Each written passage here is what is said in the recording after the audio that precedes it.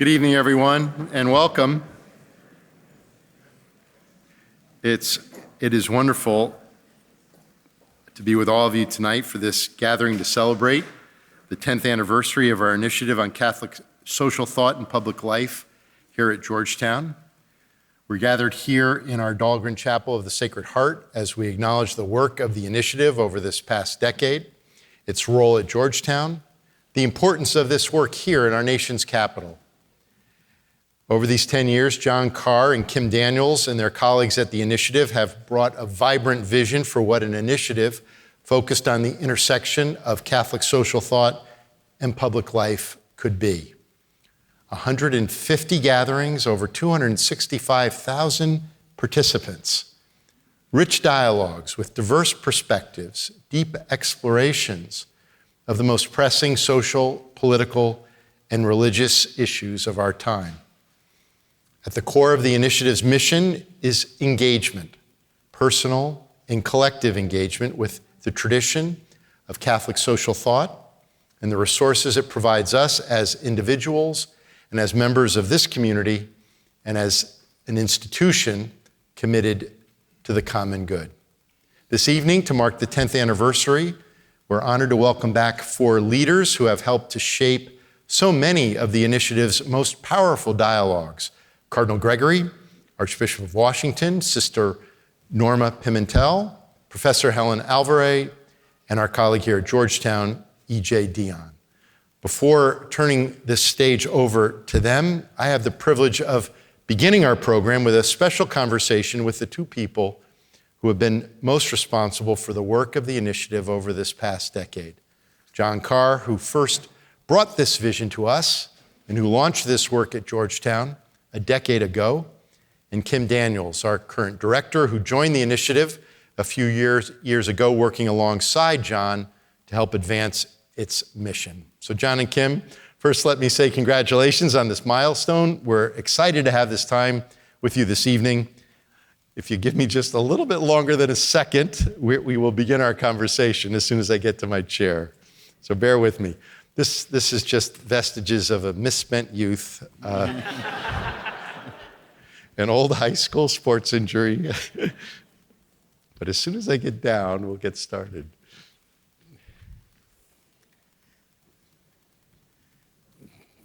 Beautiful. Thank you for your prayers.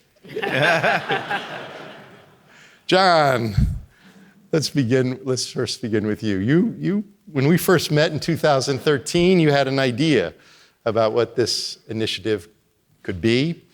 And so take us back a little bit. Take us back to that a decade ago when you brought to us this idea of what an initiative on Catholic social thought might mean for this university, for this city, for our nation as we try to wrestle with the complexities of our times. Give us a sense of what was on your mind at that time. Well, when we were putting on our mics up in your office, I looked through the door and there was a couch. And I remember sitting on that couch, and I had come with 25 years working for the Bishops' Conference. That's about an hour-long talk. And a brief time at the Harvard Institute of Politics with an idea, an untested, but I thought promising idea. And all I knew about Jesuit higher education was paying for it. And I shared with you my conviction that if you brought together the principles of Catholic social teaching, human dignity, solidarity, the priority for the poor, the common good, with the values of the Jesuits, discernment, dialogue, engagement, that offered the best way forward for a wounded church and a divided nation. But we needed more than those values. We needed new voices. We needed new leaders. We needed lay voices, women's voices, younger leaders. And we needed a new place to bring those 2 traditions together. And you took a chance on that proposal. And then we had a Jesuit pope with Franciscan values who, by his humble words and by his powerful words and his humble ways, created enormous opportunities for us. So what we found out was there is a hunger for the moral vocabulary of Catholic social teaching as a positive alternative to the culture wars and the combat. There is a thirst for principled dialogue in a wounded church, in a polarized city. And there is a critical need to bring leaders together across lines, to build bridges, to advance the mission of Pope Francis and the principles of Catholic social teaching.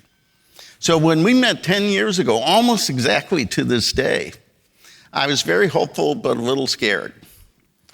We couldn't imagine that we would be here 10 years later looking at a full church and thinking of all that we had done together. So many people have contributed to this, but what we have become is a respected center of dialogue at the intersection of faith and life, a leader in sharing Catholic social teaching and the message of Pope Francis, a place for young leaders to come together, particularly Latino leaders, and a vital sign of Georgetown's Catholic identity and Jesuit identity as well. So I thank you for taking a chance on that. As you reflect back on this decade, lessons learned? What are some of the takeaways for you in 10 years of this engagement? Well, the lessons. One lesson I learned, and some of you were probably there on the day that President Obama came to be a part of a panel on poverty. And one of the lessons I learned is if you're going to invite the President of the United States to campus, it is better to check with the president of the university before you do that. We never thought he was going to come. But when he was going to come, we shared this wonderful news. And you were enthusiastic, but some of our colleagues suggested the next time it would be better to ask first. That's an important lesson, John. Thank you.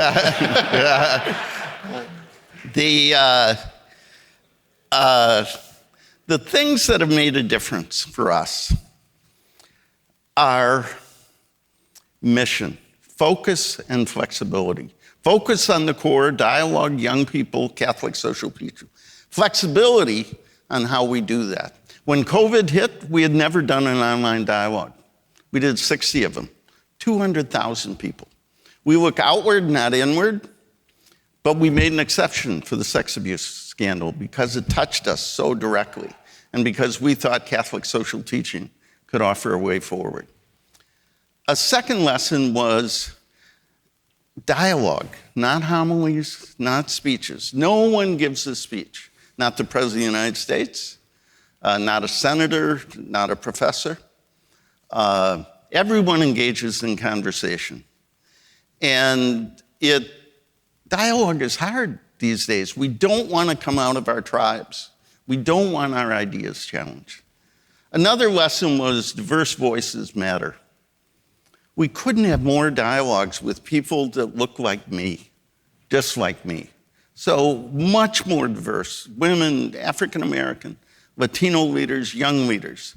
And so you put together mission, dialogue, and diversity. You come up with the conviction that this is the right mission, this is the right place, Georgetown, this is the right time with the division, and we have the right leaders. You as a leader who took a chance on this, and Kim, who is the leader who's going to take us forward. So as I think you all know, we're in the process of managing transition from the first leader of the initiative to the second leader of the initiative. And under the category, we can't make this up, on the very first panel we ever had 10 years ago, you were one of our participants, Kim. Tell us your reflections as you look back on these 10 years, and tell us what it means for you to take on this new leadership role at this time. It was great. First of all, it's so wonderful to be here and look out at this gathering and all of these faces, because this is what we've been working for, right? This kind of conversation here, and to be in the center of this sacred space on campus and to be able to have this conversation is so wonderful. So thank you for joining us. And I think back to that very first panel, and to tell that story, I want to go a few months before to when Pope Francis was elected Pope. And I had the great good fortune to be there in St. Peter's Square at that time. And I say that it colors my reflections on what that panel was like, because it was such an important moment for our church, right? So many people from around our global church were there in St. Peter's. And I can't tell you how it was before that white smoke went up. It was joyous, it was raucous. There were people singing. The Filipina nuns singing will surprise nobody. They were sitting next to some German students. And then the white smoke went up and people start pouring in from all over Rome. This was the place to be that night in St. Peter's Square.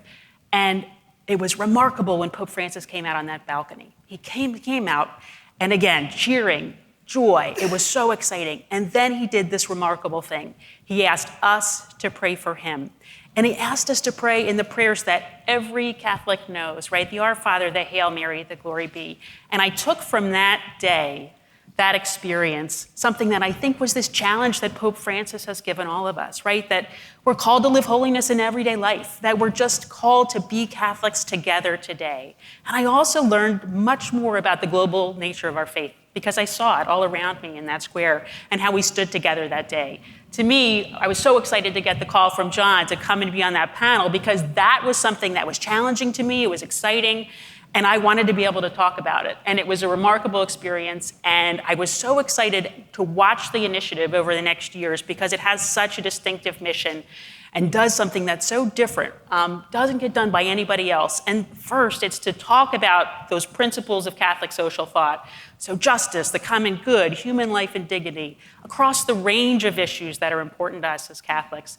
And to do it through dialogue, right? Georgetown is such a place for this because Georgetown is a place where we can talk about our first Jesuit Pope and know that those Jesuit principles of dialogue and of discernment and of trying to engage with the world in a confident and positive way are at the heart of what we do.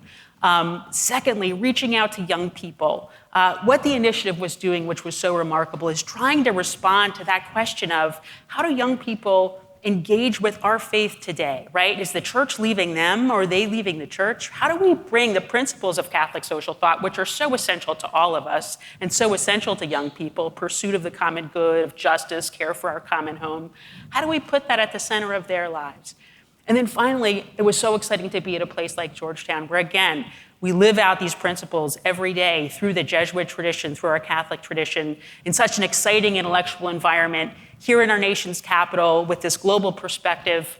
I couldn't have asked for a better place to be. I'm so excited for this next chapter. Sure. And as you think about this next chapter, Yeah. give us a sense of how you're thinking about the role that the initiative can play in this next decade, its second decade, strengths, challenges, opportunities. What has you excited about the work that you have in front of you? Well, I think it wouldn't be, none of us would be surprised to hear about the challenges that we face today, right? And I think if we're talking about the Catholic Church, the biggest challenge we're facing is a loss of credibility.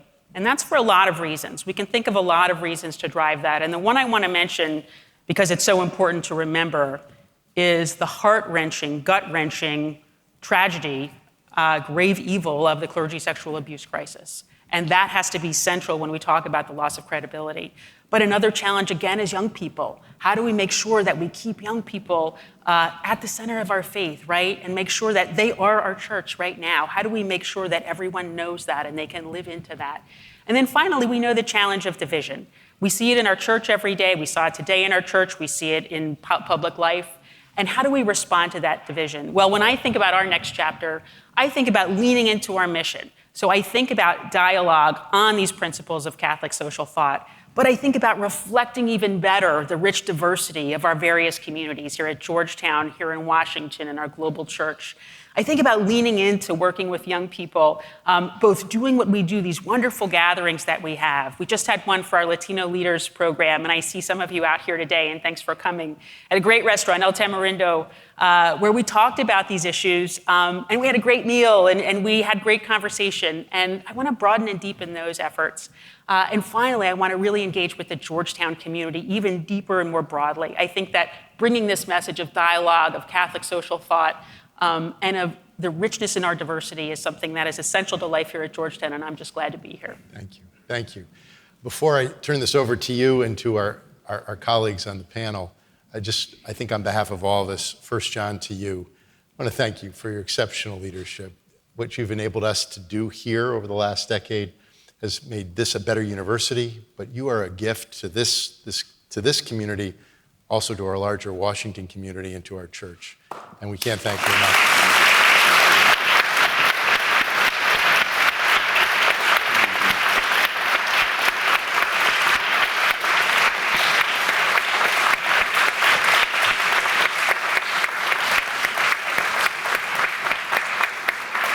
And Kim, we're going to turn this over to you. You're going to guide us through the next panel. We have 4 very, very exceptional colleagues who are joining us for this. And we're truly honored to have all of you here. We welcome you, and we wish you the very best. We're going to now turn this over to our colleagues. Thank you. Come on up and join us, everybody. While our colleagues join us up here, we're going to add some chairs and everything. I'll just say a couple things. There's been a lot of talk about the transition, and Kim asked me what was going to be different. And I said, oh, it's going to be very different. You're going to have to raise all the money and deal with all the controversies. And I'm going to think big thoughts. And starting tomorrow, that's my plan. When we had the first dialogue in Gaston, it was Mark Shields, who we had a memorial for just last September. Come on up, guys. I'm just filling time here. You don't want this to go on. This is fun. I want to hear more. Actually, you're alone in that view. So it was Mark Shields, David Brooks, who sends his regards. He couldn't be here. And Lexia Kelly, our friend, and Kim Daniels. And my daughter Molly was here, and I was very impressed. I said, what'd you think? David Brooks, Mark Shields, PBS, what did you think of all that? And she said, I really like that Kim person. And I said, why? Why? And she said, Pope Francis. This was our first Francis Factor dialogue. We've had 9 of them, and this will be our 10th. Pope Francis walks and talks like Jesus. And she said, that's what I needed to hear. So with that, I turn to my colleague. Well, I think it was really a wonderful, wonderful dialogue the first time we had that, right? And now 10 years later, we think about where we are with Pope Francis, where we are in our church. Lots has happened between now and then. And so I want to get started by asking just a quick question for everybody, and then we'll go into a longer conversation with everybody. But Cardinal Gregory, let me start with you. What do you think the most important Francis factor is 10 years in?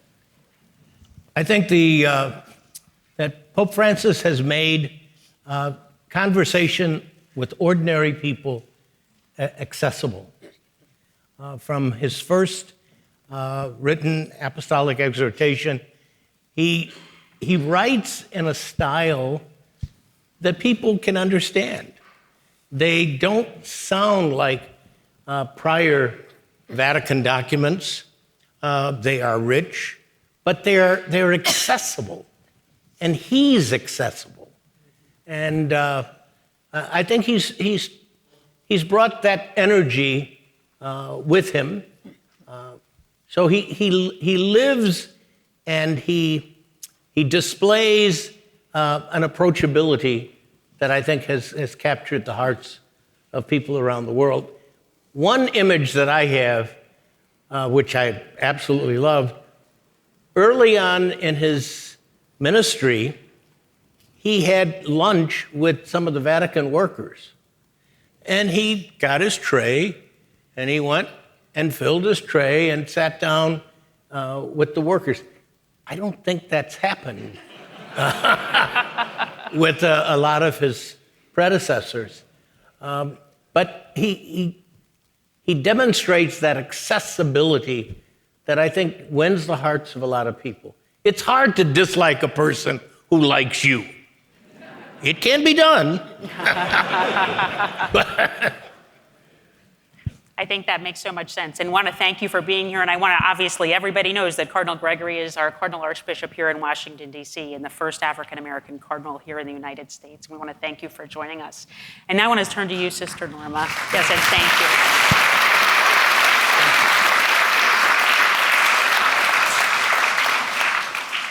And I also want you to help me welcome Sister Norma Pimentel. She is the Executive Director of Catholic Charities of the Rio Grande Valley. She is the leader of the Humanitarian Respite Center.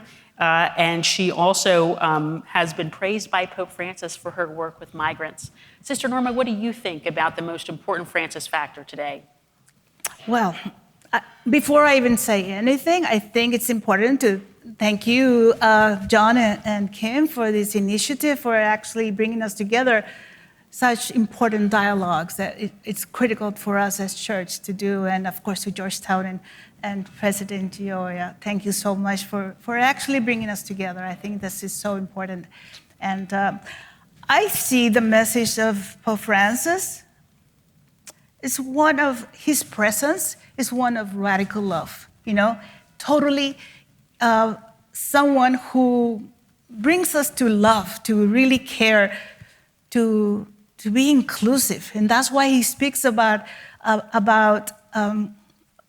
breaking all barriers, coming outward and actually moving and bringing others in, bringing those who are at the peripheries, those who are at the margins, those who have been left out because we have become a church that is so comfortable in sort of like a little bubble that kind of makes us okay, and we have left people out. And he's saying we have to be one church, and the only way to be one church is to kind of get messed up and dirty and get out there, get out there and bring everybody in. I think his message of inclusiveness, of encountering the other, is really what we all must do. And I love that message of him, and he encourages us to be better Catholics.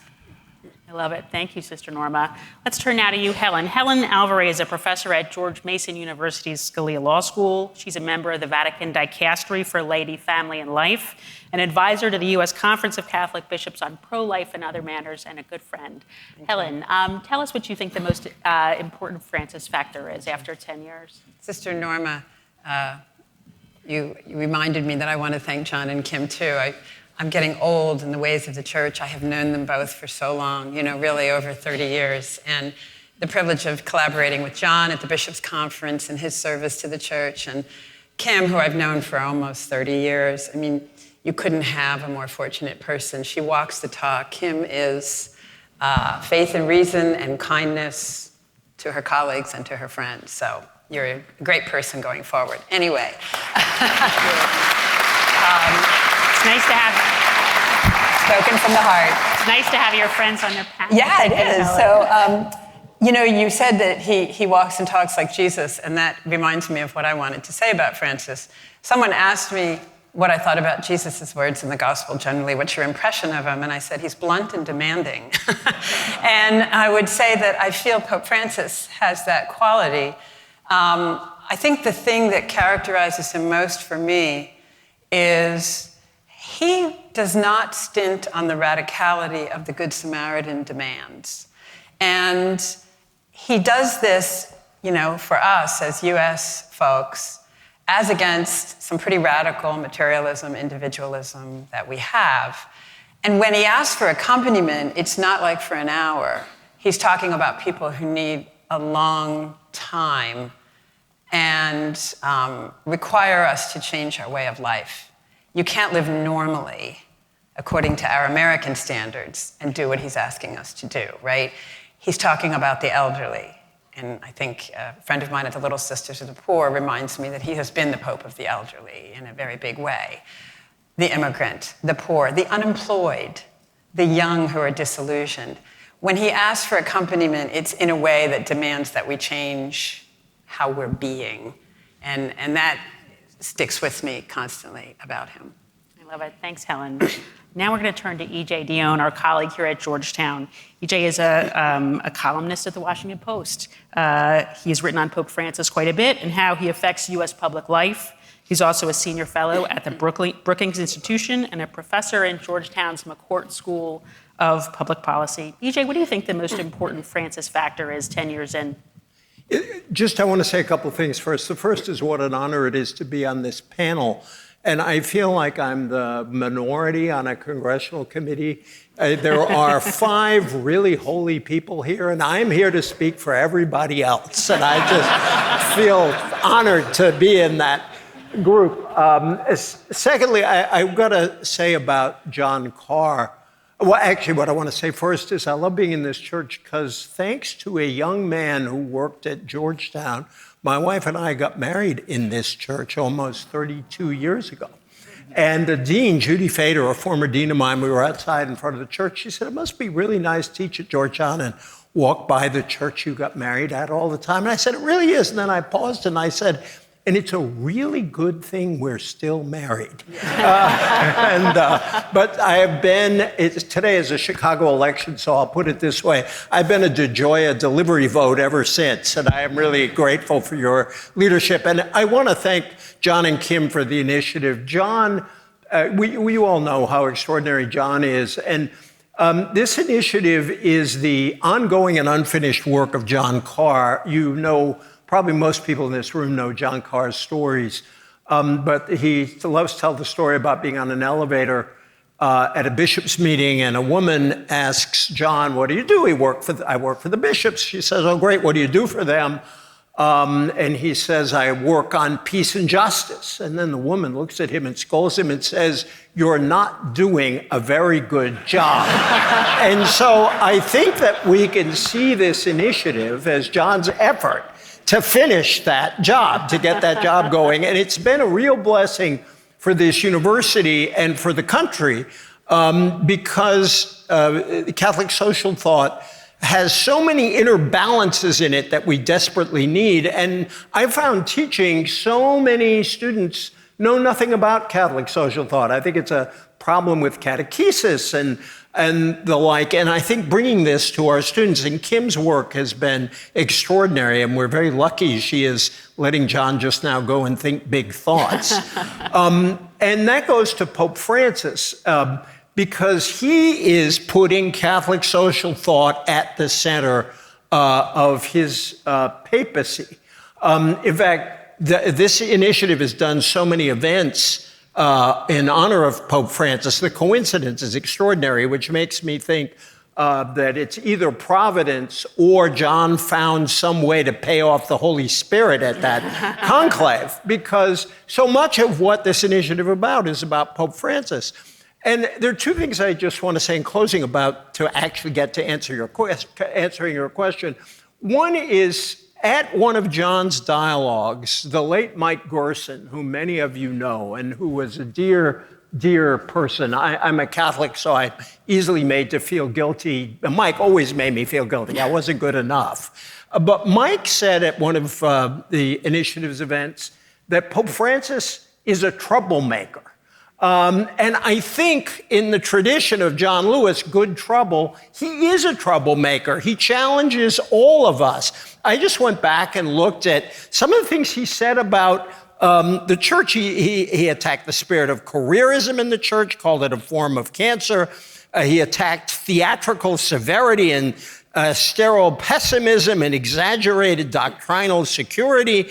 But here is my very favorite thing about Francis, and maybe we owe this to his translator, but very early in his papacy, Pope Francis condemned sourpusses. I want a pope who is against sourpusses. I love it. I love it. The joy of the gospel, right? And that's what Pope Francis is all about. Let's go a little bit deeper and start with you, Cardinal Gregory. So you obviously are a real ally. You're an advisor of Pope Francis. You're our pastor here in Washington. How has his leadership affirmed, challenged, changed the Church of Washington? What's been his impact on lay people, on priests, on others, and on Washington in general? Well, I think one of the things that Pope Francis has done is he's made it uncomfortable to take great comfort in any one dimension of the Church's social teaching. You can't be, in this community, unaware that we are so polarized. There are so many examples of how we find it difficult to talk to each other. And he makes it possible for us to say, you know, if you really want to be a Catholic, you've got to embrace the whole church's social teaching. So you can't be comfortable, quotes unquote, with just the pro-life banner. You can't be comfortable with just the progressive social banner. You've got to have it all. And that challenges this arena. I've only been here 4 years, but it's clear that we've got to do something to allow people to speak to each other with civility, honesty, charity, and not feel that there are winners and losers. Sure. Because that's what polarization does. Either I win or you win. And I think Francis says, why don't we both win by understanding the breadth of our Catholic faith and approaching complex issues with a reverential deference to the truth. That's a great way to lead into a question about the bishops on this same area, I think. You know, you've been president of the U.S. Conference of Catholic Bishops. And Those are the easy days. Those were the easy days. I can't imagine that. You know, Pope Francis has been sometimes a source of disunity. There's been disagreement. What are the ways in which he draws bishops together? What are some misunderstandings? What do you think about polarization in the U.S. Church? At the end of this year, I will have been a bishop 40 years. And my first bishops' conference participation in was in November of '83. And, you know, I was a kid. You know, I think I just made my first Holy Communion 3 weeks before, but I was amazed at how the bishops in that era could engage in conversation and do it with a sense of dignity and respect. And then I would talk to Joe Bernardin, and he'd say, "Oh, Caro, they disagree violently."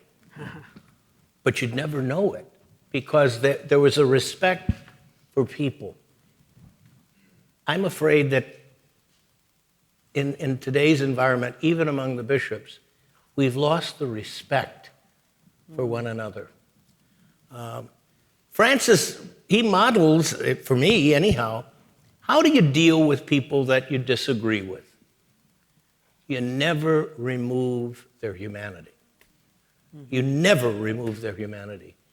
And so, you know, with the death of Pope Benedict, you know, there was this flurry of negative comments, and some from people that the Holy Father had trusted and put in, you know, Cardinal Pell, he put him in charge. He put him on his cardinal's consultative body, and he started out by saying that George Pell started the financial reform movement. He didn't jump into what he said or wrote. He began with acknowledging that even people who may have had some serious difficulties did good work. Gosh, I wish we could get back to that.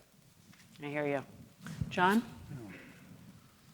Cardinal Gregory, there are lots of memories of these last 10 years, but 2 of them were on this place where you were with John Lewis and Jim Lawless and Marcia Chatelain talking about racism when we needed to, and when we honored Sister Thea Bowman. So your leadership here in our church is so important to us. Sister Norma, Kim introduced you with the official Catholic Charities, Respite Center, Laetare Medal, all that good stuff. The first time I saw you, I was watching a live video of Pope Francis at the U.S.-Mexican border. And he talked in Spanish, and I got, the subtitles were about half right. And it was compelling. And at the end of his talk, he said, "You, sister, come forward." And he pointed at you. And he said, "I've heard about your work. Would it be all right if I say I love you?" And he's the Pope, so I guess the answer was yes. But how's it feel to be the Pope's favorite nun? That's not my real question. I want to hear the answer. The real question is, several people talked about how uncomfortable Pope Francis makes us. He makes me uncomfortable. A poor church for the poor. That's not me. That's not Georgetown a lot of the time. You live on the periphery, literally the border. You were singled out by the Pope for your love of people on the edge. How does he call us to get out of our ideology, get out of our politics, get out of our tribe, to focus on the poorest of the poor? I always invite everybody to come and see. They need to see the families. You have to see the faces and the children and the tears and be really close so that you can understand what he's talking about. It's only then that you know what you need to do. Because I think God created us in a way to care for one another, and Pope Francis knows that perfectly, and he's really inviting us to do that, that's why he's pushing us to the peripheries, because that's where they are. That's where those that are left out, that are marginalized, that really are struggling, they don't fit into the church that we've made, or the society that we've created. For some, but he's saying it's for everybody, And so when you come and see, I just recently met the president, he came to El Paso, and I got a call the day before. I didn't know I was going to go, but I got a call from the White House. They said, "Sister, you're invited to meet the president on a one-on-one." I said, "I am." I said, "Okay." So I went to El Paso. The one question I told him is, "I need you to see the faces of the people that are hurting. You need to see those faces." It's so important that we do that. That's what will draw out of the love that we receive abundantly from God. That's why we receive the love of God, is to give it away. Why not to the most marginalized, the one that when you give it to them, you restore their dignity by giving them the love God is giving them through you, So I think this is how he wants us to do it. It seems like we've lost in our church some, and in our politics, that focus on the least of these. It's how we will be measured, and we should talk more about this. You talked about that so directly, so clearly. It's really conflicted when we pull back from that and talk about policy. Immigration, asylum seekers are a source of enormous anger and division in the country. Our immigrants are demonized. Asylum folks are turned away. How do we, you're a bridge builder, how do we find enough in our principles, our experience, our compassion to devise a better way? How do you build bridges? How do you bring people together? Because we're really stuck. I think it's all in the humanity, as Bishop said. We cannot lose our humanity in doing our jobs. I visited the detention facilities, and I've shared this many times. When I walked into the detention facility and I saw these kids crying, the Border Patrol agents were looking at us praying, and the children praying with me and saying, "Diosito, ayúdanos." For little kids, to actually be asking God, help us, get us out of here. The Border Patrol looked at us, and all of a sudden, they changed. They started to cry also. And when I walked out of there, the officer in charge told me, thank you, sister. You made us realize they're human beings. What's happening to us? Why do we lose our humanity in the process of who we want to be? We must defend that at all costs, really bring out the humanity of who we are, What is so wrong? I give water, literally water, to thousands, when they're thirsty. Food, on a daily basis, restoring their dignity by actions that I care, that I am present to them, as the church is through me. What's wrong with doing that? Why would anybody be opposed to do that? Why would they find it so wrong and believe that it's not the right thing to do, that we must see them as invaders? If it isn't because we let our mind and our faith, I always call it, hijack. They hijacked our faith, our politicians and everybody that puts all these fears in our minds. It makes us think that it is wrong to help our brothers and sisters. Sure, and Helen, why don't we turn to you now? So Helen is a respected scholar. She's a very popular professor. She is one of the most respected leaders in the pro-life movement and advisor to the Vatican and to bishops. I want you to build on what you talked about earlier. Let's talk about the most important elements of Pope Francis' leadership, his greatest challenges, how he's affected you personally, and how you live out your faith and see how to live out your faith today. Well, I'll start with the short, easy one, which is it's that whole change your way of life thing. That's the biggest challenge. As a person who, grew up middle class, career, lawyer, lives here in the DC area, you get very caught up in your own path, your own family, your own children. And yes, you begin there, but getting beyond that and actually living sacrificially and relationally is something that I do think about and have to work on all the time. As for his challenges overall, in some ways, I think he has the same challenges as any Catholic leader, but writ large because of a couple of factors right now. I mean, people think with, what is occupying their stomach, their mind, their heart, is very much the world. It's all swirling all around them. And to penetrate that, to think about what's invisible being greater than what's visible, or to think about Christ being at the center, or to think about even the beautiful things, our love relationships actually pointing to him. It's just, the world is, unless you're living in a very quiet place, which I don't think any of us are, maybe I'm wrong, the world is so much with us. I also think that, especially vis-a-vis the US, but any developed place, he's competing with the myth of progress, right? As Catholics, we say progress is actually learning how to love better. Right? That's progress.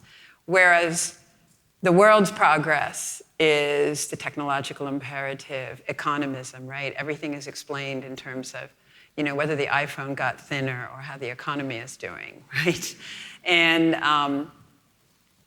And we make ourselves gods, whether to rule the economy or to rule technology. And so that's a Catholic leader struggle from the local to the universal. And then, of course, he has the giant ship that is the Vatican, which I know was one of the things that they especially thought that a pope of his age and strength would be taking on, and it's a giant ship, and it's still hard.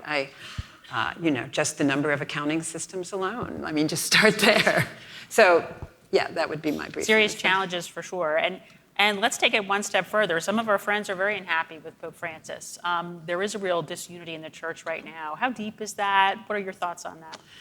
So I can't speak for everybody on that at all. I can tell you, I work on family issues, right? To me, the pro-life issue is never a single issue, right? It gives you a window into questions about women's well-being, poor women, single motherhood, family life, children's well-being.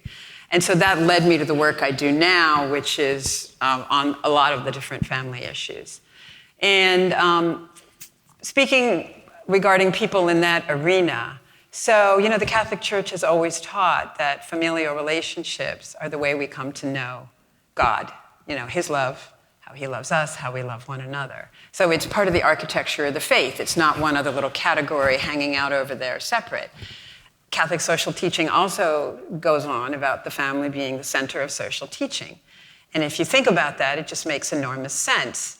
The Irish bishops had this fab document called Love is for Life that said, listen, the church's teaching on sex, marriage, and parenting is just an application of the Good Samaritan charity imperative to the people you see the most.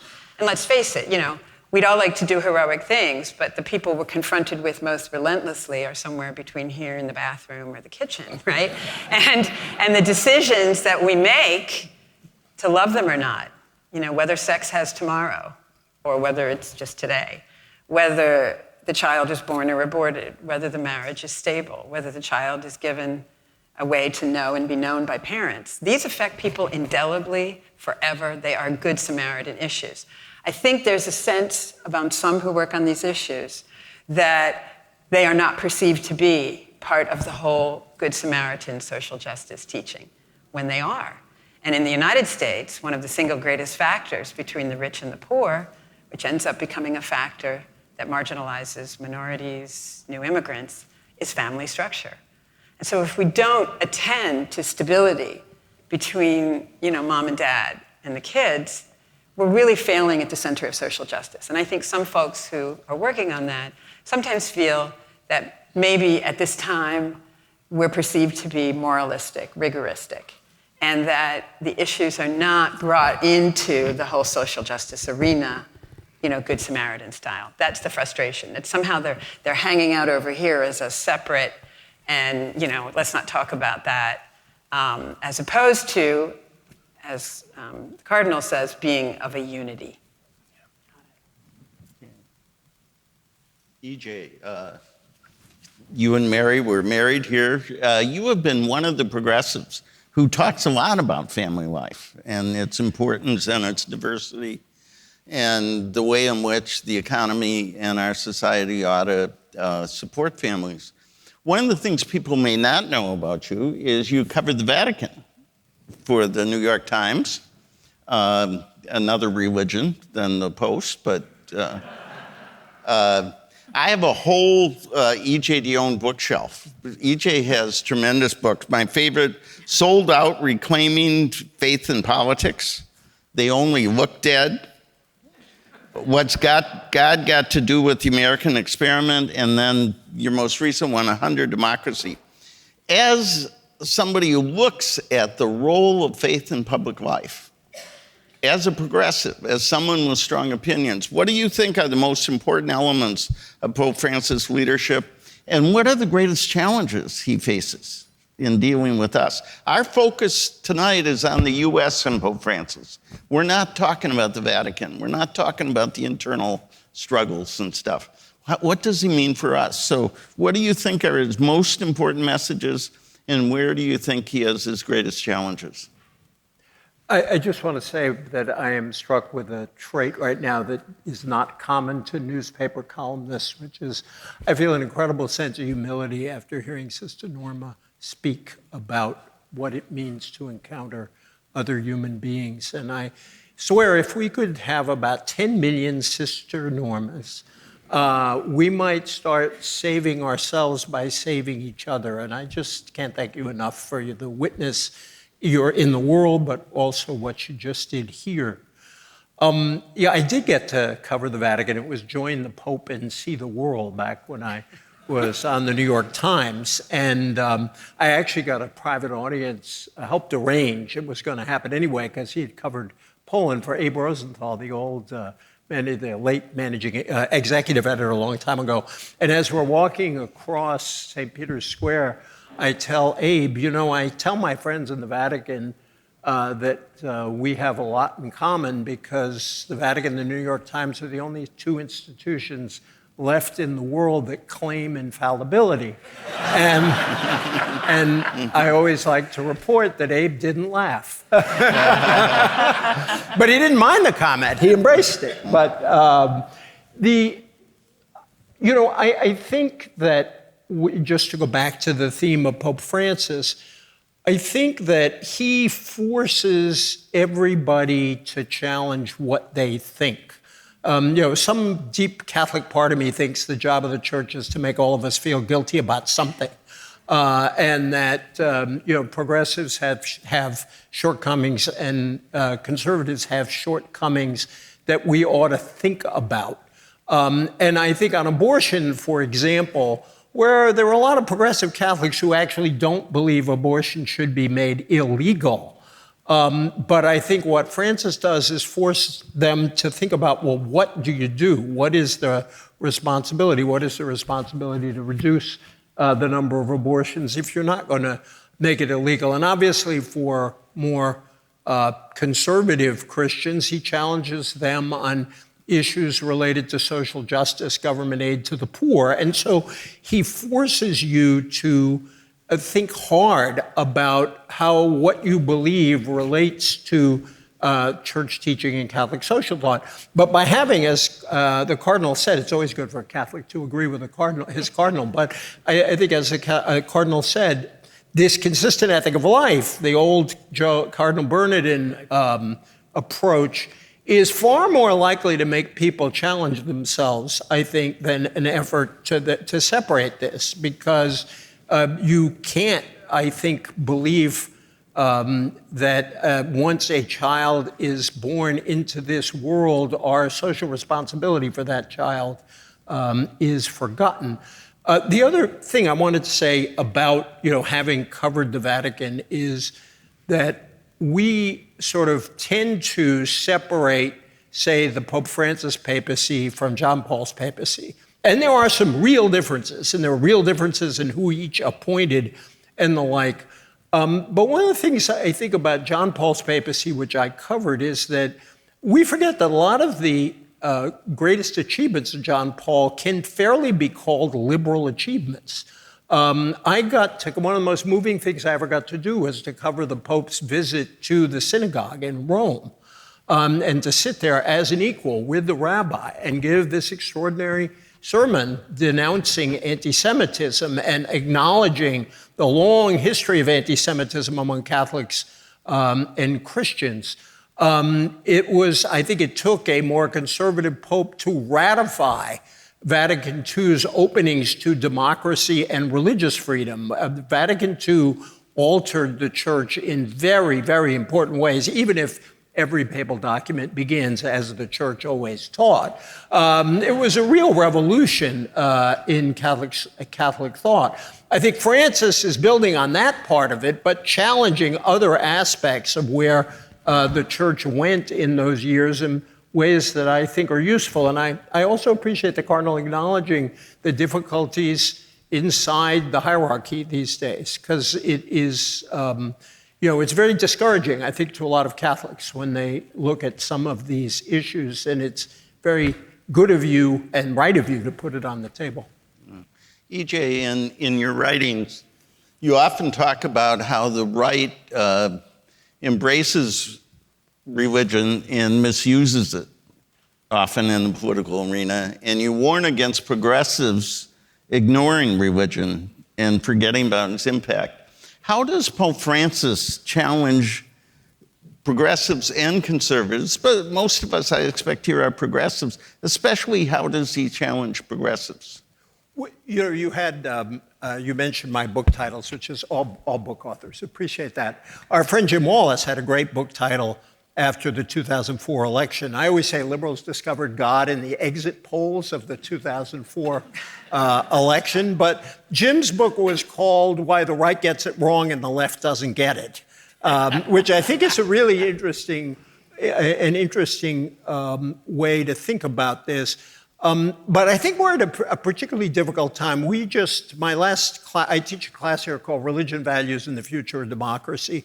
And we had a conversation on the rise of the religious nuns, the religiously disaffiliated. And one of the polls that Dan Cox, who wrote his PhD thesis here, actually on the religious nuns, came in and talked to my students. And 43% of Americans under 40 think of themselves as religiously unaffiliated. That's unprecedented in our history. And there's a kind of push-pull effect where a lot of progressives, including especially young people, are pulling away from religion because religion has become so identified with the political right. Christianity, in particular, has become so identified with the political right, and it's turning off a whole lot of young people. The problem for progressives is there are a lot of religious people in the country. Religion in our history has been a force for progress. If you look back at the history of the civil rights movement, the role of Scripture, Martin Luther King always quoted Exodus and Amos and the New Testament and the Declaration of Independence. He was very smart about how the better parts of tradition lead us forward. And I think this turnoff from religion can then have a negative effect, because if people stop, first of all, just as a political matter, if people stop speaking to religious people or don't speak to them with respect, they're losing a whole lot of Americans. Secondly, they're not acknowledging that a whole lot of religious people, the most religious people in the country by many sociological measures, are African Americans. And lastly, they're missing an enormous chance, which Pope Francis brings home to us, to make the case for a less radically individualistic and more communitarian society, because that is so deeply embedded in the tradition and the Scripture. Sorry, that was a long answer. No, not at all. And I think it brings back, there's so much overlap there, right? A less individualistic society, more communitarian society, with what Helen was talking about too. I think that it's time now to go to questions. And as the new director, I get to adopt this John Carr line as my own. Please phrase your question. You're in the form of a question. And so we have two people with microphones on either side. Anna over here, Christian over here. Please raise your hand. There's one in the back. Please identify yourself and who you'd like to answer your question. Hi, my name's Andrew. I'm a graduate student here in the McCourt School of Public Policy. And my question is for any of our esteemed minds and souls on the stage. Pope Francis last week wrote that the gospel is not an ideology. As a student of public policy, I'm perplexed of what to do with this line. If not ideology, how do we grade Catholic and even Christian policymakers? What is it that makes them a Catholic policymaker? How would we know that they're Catholic? Would we know? What about them makes them Catholic? And finally, if I would like to be a Catholic policymaker, what words should I want people to put in my obituary one day to know that I was a Catholic policymaker? Ooh. So I teach at the McCourt School. Don't we have awesome students? Thank you. Thank you for that. And I'll let other people answer his really hard question. Helen, can I ask you to start with that? Nice. You're welcome. This is what you get for having friends, right? Okay, I'm going to throw out a couple of things. One is, I think the bundle of issues in the consistent ethic work as, if you're a policymaker, right? You're a practical person. You need a list. and it has to be concrete because you're making policy. And so all of the main legs of Catholic social teaching, respect for life, solidarity, subsidiarity, et cetera, and all that flows from there, are over time, going to give the USCCB a lot of credit. I mean, there were a lot of very specific issues we worked on and tried to keep them together. I think one other thing is, if you are not unpopular with some leading figures in both political parties, then you have failed. I can tell you that when I would be taken along on lobbying trips, I was often, it was hard to trust us at the center of things because they didn't know if we would turn on them at some point because we were trying to keep it all together. And I remember thinking, I want to be inside. I want to be doing the thing, making that policy. But they knew that we were for our principles more than we were for whatever party was arranging that thing. So those are just a couple thoughts. Could I just real quick?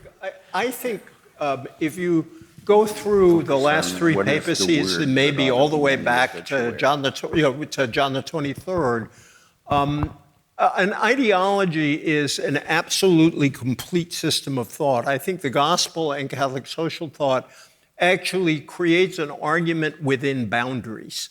And when I think of sort of what is a kind of legitimate conservative position and what is a legitimate left or liberal, socialist, social democratic position within the framework of this tradition, and I think that you cannot be a conservative if you preach that the market unrestrained is all you need and forget about the least among us, that you have to support some kind of public provision for the poor. And you can argue about how to do it and where it's done, but I just don't think you can be a Catholic policymaker without making that central.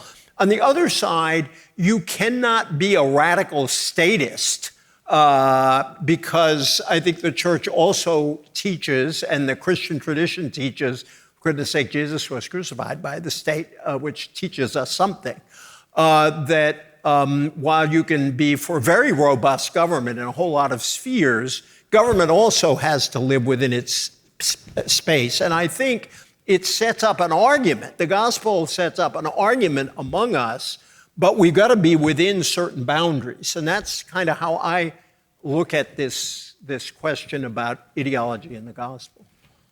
I would say on your obituary, the only thing I would think would be important for you would be to say you were a man that loved. And that is the most important thing, no matter what you did, whether policy or books or whatever it was. But you did it with respect to everyone in your life. Let's try and take one or two other questions, and then we're going to move on. Sean Callahan's up front. Anybody else want to get in before we? And then there's one back here. Let's put the two together. And Sean, welcome. Identify yourself. Sean Callahan, Catholic Relief Services. Appreciate all the presentations. I have my question though is, in the 10 years that we've seen of Francis, has he done enough? And then number two is, if you had the opportunity right now to talk to him and recommend what he does to launch his next event, what would you say to him? Okay. Has he done enough, and what should he do? There was one way back there. Hi, I'm Dominic. I'm a senior undergraduate student. It's great to be with you today. Something that makes a lot of headlines is Pope Francis's remarks about loving LGBTQ people. I think this is especially pertinent to young American Catholics. How can we understand Pope Francis's sometimes confusing words in our societal context in the United States? Okay. And there was one hand that I have to recognize up front. Hold on. You need to identify yourself. My name is Linda, and I was captivated by Francis's visit to Africa. And I would like to know how you think that will impact the American church. We often think of ourselves as the center of the universe and our issues as the most important, but Africa is a big place. Okay. And so is South America. So I would like to hear about that. Do you have a last name? I do.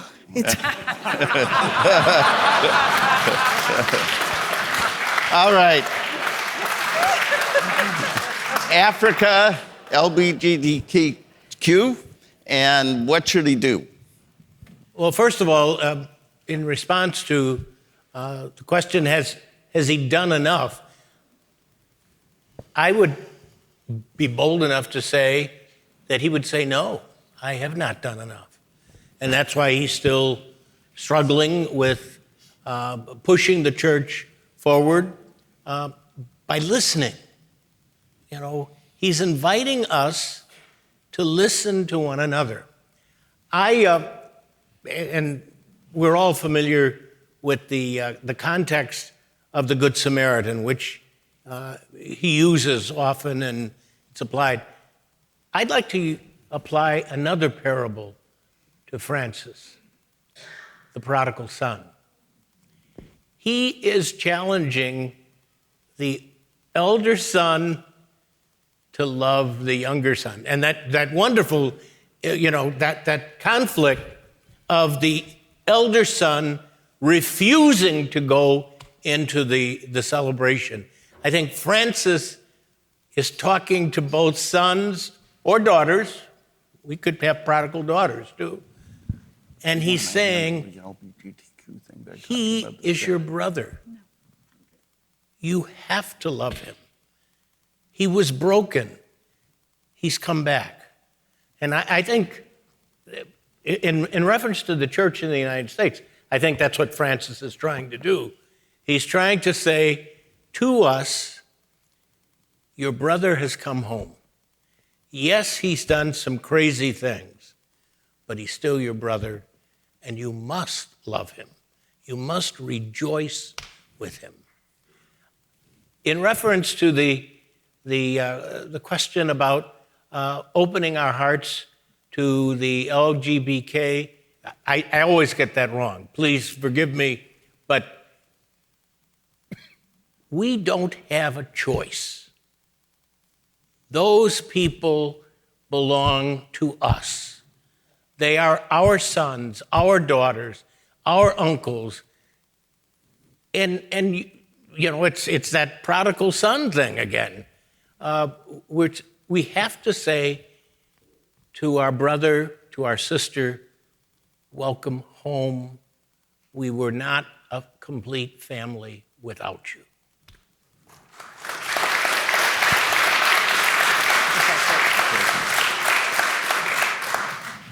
I think that's a great way to end it. And I want to thank you all for joining us here on this 10th anniversary celebration. Before I close, I want to preview some upcoming dialogues that we have. On Monday, March 13th, we're continuing our 10th anniversary celebration of Pope Francis' election with a special dialogue with Cardinal Michael Czerny on siblings all, signs of the times, and the social teaching of Pope Francis. We'll hear from Cardinal Czerny, Joan Rosenhauer, Tony Annette, and Zane Sharapova-Kabaleva on Pope Francis' leadership on global issues such as migration and refugees, human life and dignity, and war and peace, with a particular focus on Fratelli Tutti. We're also planning dialogues on responses to poverty, on work in the new economy, and on failure of immigration policy. And so please visit our website for more information about all of this. I want to thank our colleagues in mission and ministry for this wonderful space and for allowing us to be here. Special thanks to my colleagues John Carr, Kim Bazik, our new Associate Director, Anna Gordon, and Christian Sunan for their efforts to put together this 10th anniversary celebration.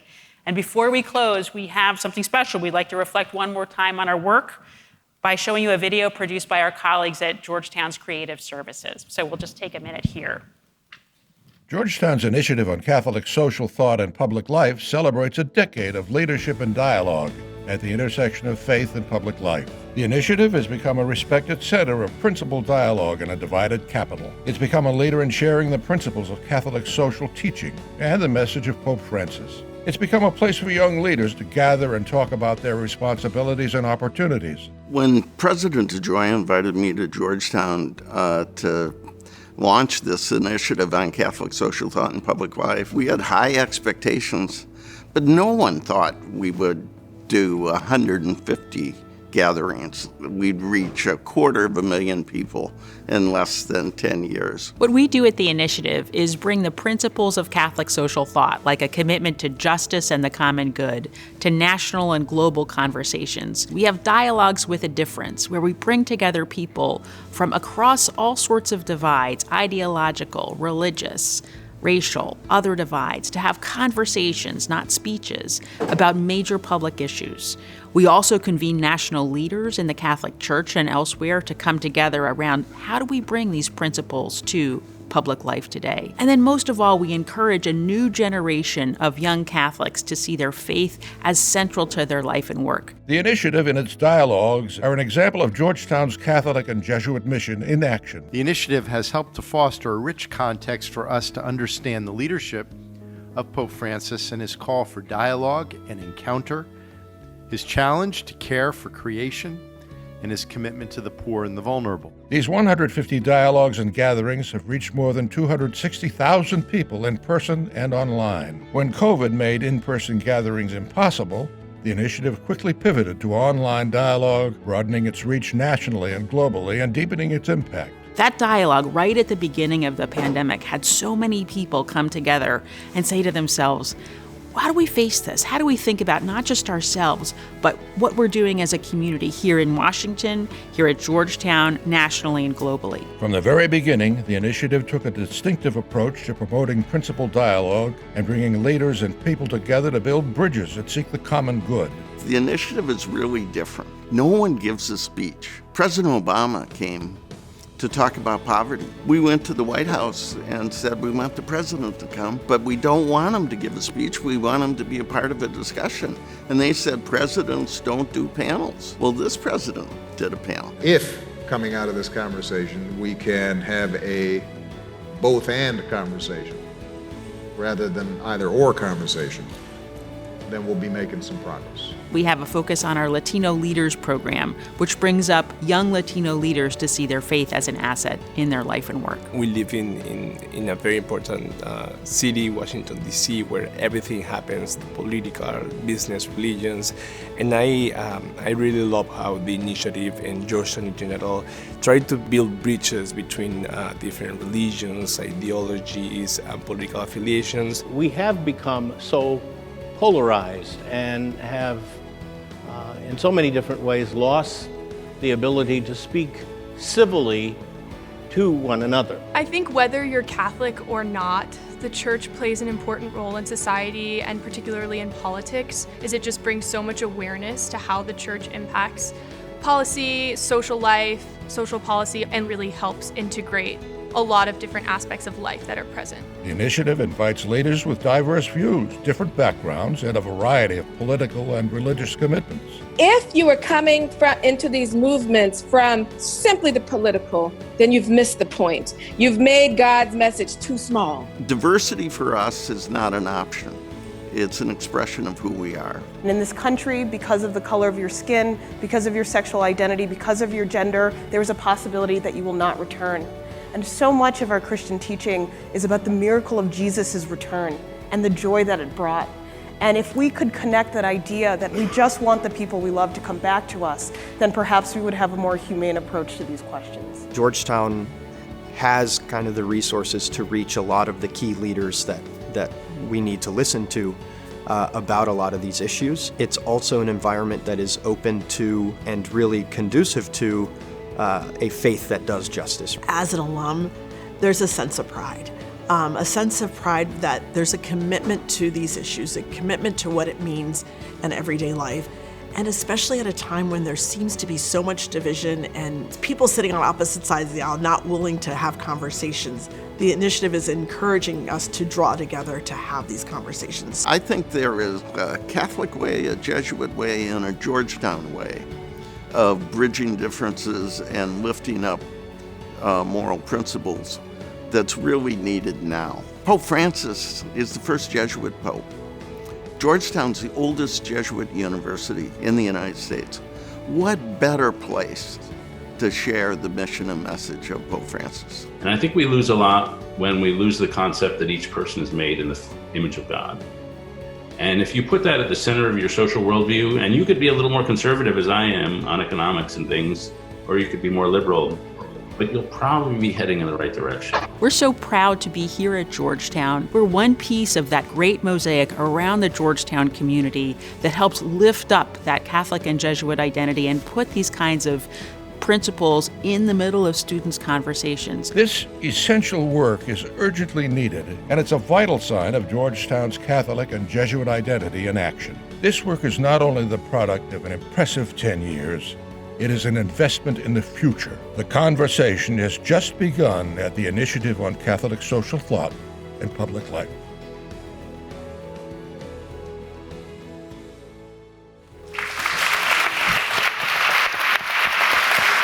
Please join me in thanking our panelists. Thank you. Thank you so much. Let's thank Cardinal Gregory, Helen Alvaré, EJ, and Sister Norma. Thank you. Thank you very much. Thanks for being with us.